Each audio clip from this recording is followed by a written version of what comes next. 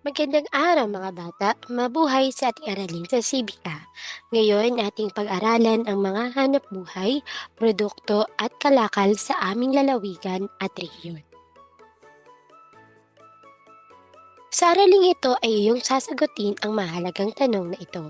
Anong hanap buhay ang gusto mo sa iyong paglaki? Paano ka makatutulong sa iyong kapwa sa pamagitan ng hanap buhay na ito? Bakit masasabing angkop ang trabaho, hanap buhay na naisip mo sa uri ng pamayanang mayroon ang iyong lalawigan o rehiyon? Ang hanap buhay at pamumuhay ng mga tao sa isang lugar ay naiuugnay sa uri ng kapaligirang mayroon sila. May kaugnayan din ang mga salik na geographical tulad ng lokasyon at klima sa uri ng pamumuhay ng mga mamayan sa isang lalawigan at rehiyon. Ngayon, ating pag-aralan ang mga uri ng hanap buhay. Una ay ang pagsasaka. Kapag sinabi natin pagsasaka, ito ay pagtatanim ng iba't ibang uri ng mga pananim at pag-aalaga ng hayop. Narito ang ilan sa mga uri ng pananim tulad ng palay, niyog, mais, tubo, kape, prutas at gulay. Pangalawa, pangingisda. Ang pangingisda ay paghuhuli ng iba't ibang uri ng yamang tubig, katulad ng mga isda, pusit, alimango, hipon, mga kabibe at halamang dagat. Pangatlo, pagmimina. Ang pagmimina ay paghuhukay sa ilalim ng lupa ng iba't ibang mineral, katulad ng tanso, pilak, chromite, nickel at iba't ibang uri ng metal.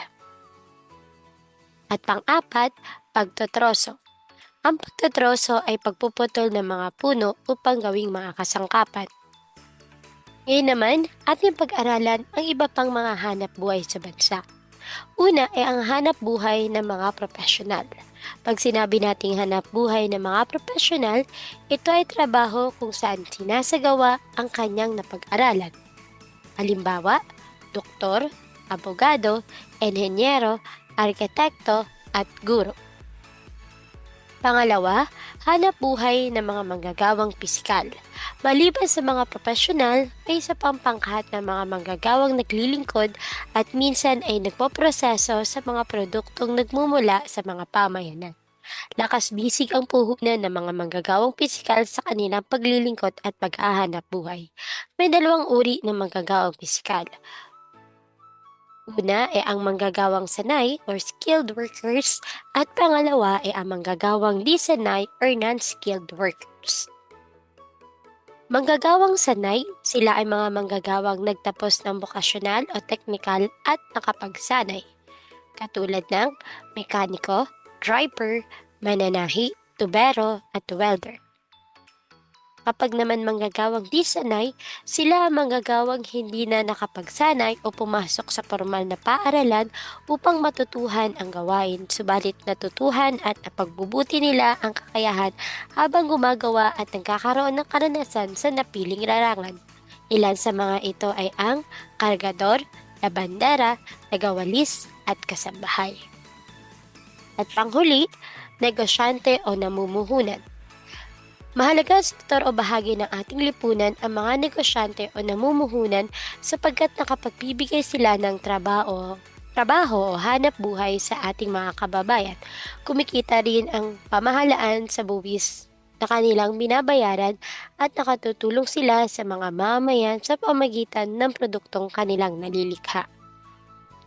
Ngayon, ating sagutin ang maikling pagsusulit. Una, paghuhukay sa ilalim ng lupa ng iba't ibang mineral.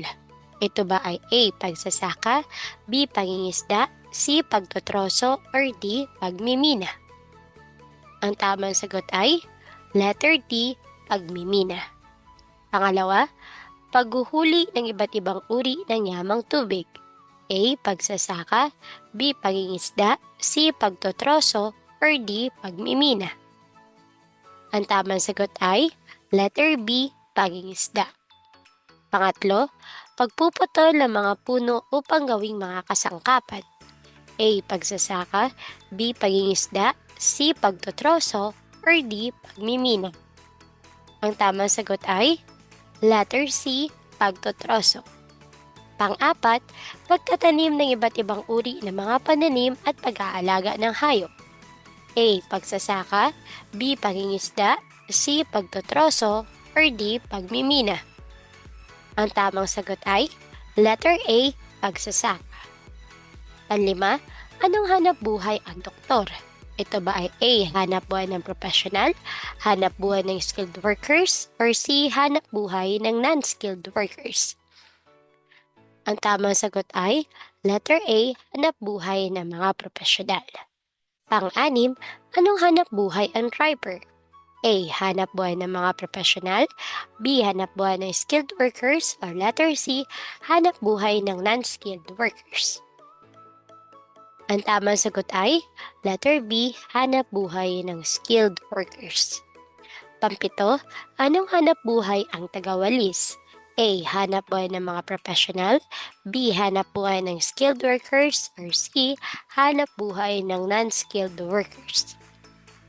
Ang tamang sagot ay letter C. Hanap buhay ng non-skilled workers. Pangwalo, anong hanap buhay ang mekaniko? A. Hanap buhay ng mga profesional, B. Hanap buhay ng skilled workers, or C. Hanap buhay ng non-skilled workers? Ang tamang sagot ay letter B. Hanap buhay ng skilled workers. Pangsyam, anong hanap buhay ang guro? A. Hanap buhay ng profesional, B. Hanap buhay ng skilled workers, or C. Hanap buhay ng non-skilled workers? Ang tamang sagot ay letter A. Hanap buhay ng mga profesional. At panghuli, anong hanap buhay ng kasambahay? A. Hanap buhay ng mga profesional, B. Hanap buhay ng skilled workers, or C. Hanap buhay ng non-skilled workers? Ang tamang sagot ay letter C. Hanap buhay ng non-skilled workers. Yan lamang ang ating maiksing aralin, mahanap buhay, produkto at kalakal sa aming lalawigan at rehiyon. Hanggang sa muli, paalam!